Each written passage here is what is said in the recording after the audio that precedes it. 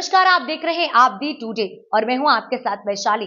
आइए रुक करते हैं आज की खास खबर पर। उत्तम चिकित्सा सुविधाओं को हर नागरिक तक पहुंचाना हमारी प्राथमिकता। योगी आदित्यनाथ। युवाओं के भविष्य से खिलवाड़ करने वालों को किसी सूरत में नहीं बख्शा जाएगा। स्मार्ट सिटी योजना अंतर्गत बने हॉस्पिटल और पैथोलॉजी लैब सहित करोड़ों की सौगातों का शिलान्यास करने झांसी आए सूबे के मुखिया योगी आदित्यनाथ ने कहा, उत्तम चिकित्सा सुविधा हर नागरिक को मुहैया कराना हमारी पहली प्राथमिकता है। इसी प्राथमिकता के तहत आज स्मार्ट सिटी योजना अंतर्गत बने हॉस्पिटल और पैथोलॉजी लैब का शुभारंभ किया गया, जिसमें झांसी ही नहीं बुंदेलखंड के वासियों को सबसे कम दाम में चिकित्सा सुविधा उपलब्ध कराई जाएगी। अपने प्रस्तावित कार्यक्रम के मुताबिक मंगलवार को झांसी पुलिस लाइन में दोपहर 12:30 बजे उत्तर प्रदेश मुखिया हेलीकॉप्टर से झांसी पहुंचे। यहां उतरने के बाद उन्होंने भाजपा पदाधिकारी, कार्यकर्ताओं और जनप्रतिनिधियों से मुलाकात की।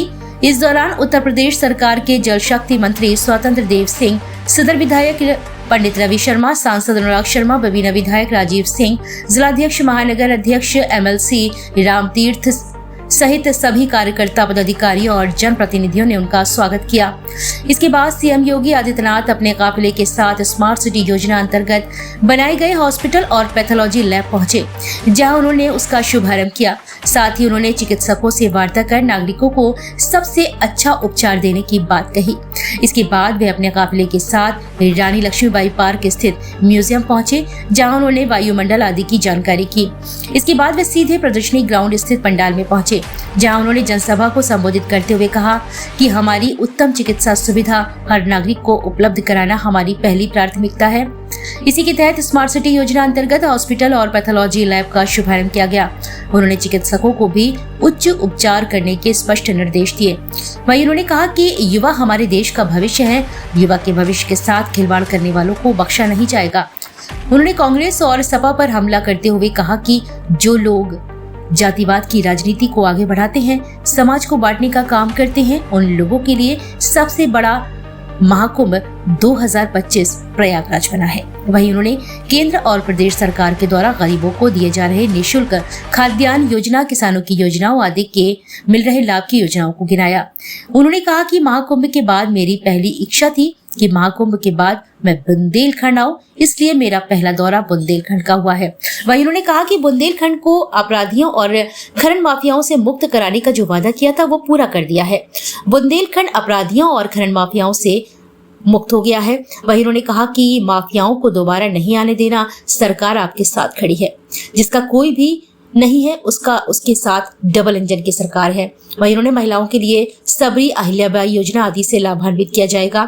उन्होंने कहा कि मुझे पूरा विश्वास है कि बुंदेलखंड की बदली तस्वीर और दशा रानी लक्ष्मीबाई को सच्ची श्रद्धांजलि है। वहीं उन्होंने गरीबों को निःशुल्क आवास, MSP आदि योजनाओं का भी गिनवाया।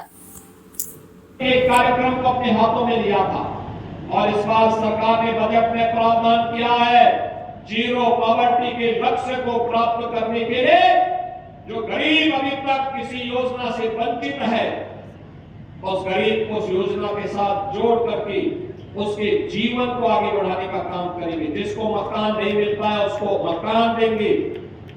जिसे अब तक किसी योजना का लाभ नहीं मिल पाया है उसे इस योजना के साथ जोड़ने का काम करेंगे। जिसके बाद शौचालय नहीं शौचालय, जिसके बाद जॉब कार्ड नहीं जॉब कार्ड, जिसके बाद आयुष्मान का कार्ड नहीं आयुष्मान का कार्ड, जिसके बाद राशन कार्ड। पंचायत के अध्यक्ष और मेरी माता जरूर, मेरी चाची श्रीमती अनुराधा शर्मा जी, आप सभी की आवश्यकता नहीं पड़ेगी। कन्वेंशन सेंटर में ही एग्जीबिशन में लग जाएगा और वहीं पे इस प्रकार के बड़े कार्यक्रम भी हो पाएंगे। जब कार्यक्रम नहीं होने हैं तो वहां पे शादी ब्याह के कार्यक्रम, वहां पे इन्वेस्टर मीट के कार्यक्रम, वहां पर विभिन्न प्रकार के अन्य कार्यक्रमों को भी आगे बढ़ाया जा सकता है।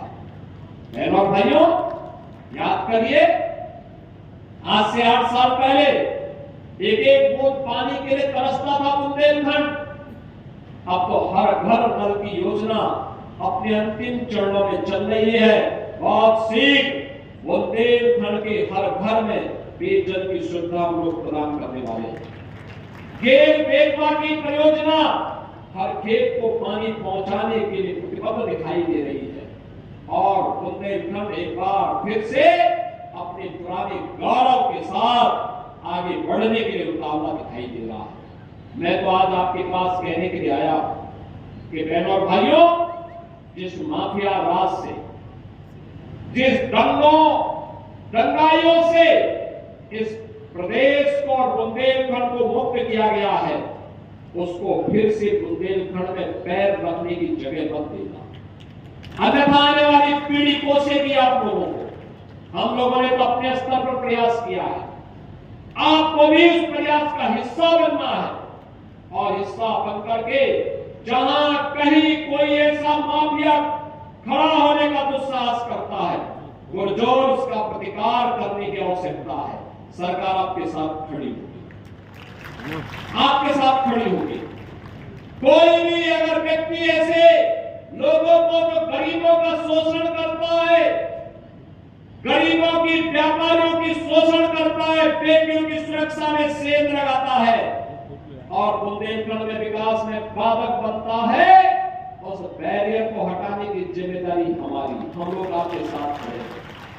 युवाओं के जीवन के साथ जो खिलवाड़ करेगा उसको उसकी कीमत चुकानी पड़ेगी। अन्नदाता किसानों के भाग्य को बदलने के लिए सरकार के द्वारा जो उठाए गए कदम है, आपने देखा होगा कल ही हमारी सरकार ने गेहूं का एमएसपी घोषित किया है। प्रति क्विंटल 150 रुपया और बढ़ाया गया है। 2425 रुपया हम लोग गेहूं का अपने अन्नदाता किसानों को उपलब्ध करवाएंगे। क्रय केंद्र खोलेंगे। आने वाले समय में सरकार ने व्यवस्था की है, हर मंडी में हम लोग माता सबरी के नाम पर एक सस्ती कैंटीन अन्नदाता किसान के लिए उपलब्ध करवाएंगे, जहां उसको चाय मिल सके, सस्ते में भोजन मिल सके, वहां पे बैठने की व्यवस्था दे सके। हम लोग पहले चरण में 7 माता अहिल्याबाई के नाम पर कामकाजी महिलाओं के लिए छात्रावास का निर्माण करने जा रहे हैं। उनके सुरक्षित छात्रावास जहां वे रह सके, उनके लिए व्यवस्था देने जा रहे हैं।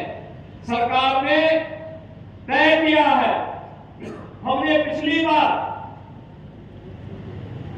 प्रदेश के अंदर जो लोग शासन की योजनाओं से वंचित थे, मुसर, थारू, कोट, चेरो, सहरिया, इन सभी जातियों को योजनाओं के लाभ से जोड़ने के बड़े कार्यक्रम को हम लोगों ने अपने